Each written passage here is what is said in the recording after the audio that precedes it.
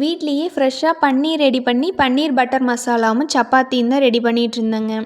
பன்னீருக்கு half lemon இல்லைன்னா ஒரு கரண்டி தயிர் ஊற்றி பாலை கொதிக்க வச்சோம்னா பால் திரிஞ்சு வந்துடும். ஒரு வடிதுணியில் அதை நல்லா வடிகட்டி தண்ணி இல்லாமல் ஃபுல்லாக வடிகட்டி எடுத்துக்கணும். அதை ஒரு பாத்திரத்தில் வச்சு மேலே ஒரு வெயிட்டை வச்சு ஒரு 20 நிமிஷம் கழித்து எடுத்தோம்னா பன்னீர் ரெடி ஆயிருங்க. சப்பாத்தி நல்லா சாஃப்டாக வர்றதுக்கு கை பொறுக்கிற அளவுக்கு சுடுதண்ணி வச்சுக்கணும். தேவையான அளவுக்கு உப்பு போட்டு மாவுக்கு தேவையான அளவுக்கு தண்ணி விட்டு மாவை ஒரு கரண்டி வச்சு நல்லா கிளறி விட்டுக்குங்க.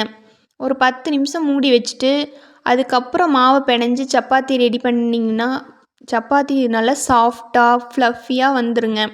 சைட்லேயே பன்னீர் பட்டர் மசாலாவும் ரெடி பண்ணிட்டேன். வீட்டில் செஞ்ச பன்னீருங்கிறதுனால ரொம்ப நேரம் கொதிக்க விட்டால் பன்னீர் திரிஞ்சாப்பில் வந்துடும். அதனால பன்னீரை போட்டோன்னையும் ஒரு 2 நிமிஷம் 3 நிமிஷத்தில் அடுப்பை ஆஃப் பண்ணிடலாம். குட்டீஸ்க்கு சாப்பிட வச்சு லஞ்ச் பேக் பண்ணி அனுப்பியாச்சுங்க. பன்னீர் வடித்த தண்ணியை நான் மேக்ஸிமம் அதை செடிக்கு தான் ஊற்றுவேன்.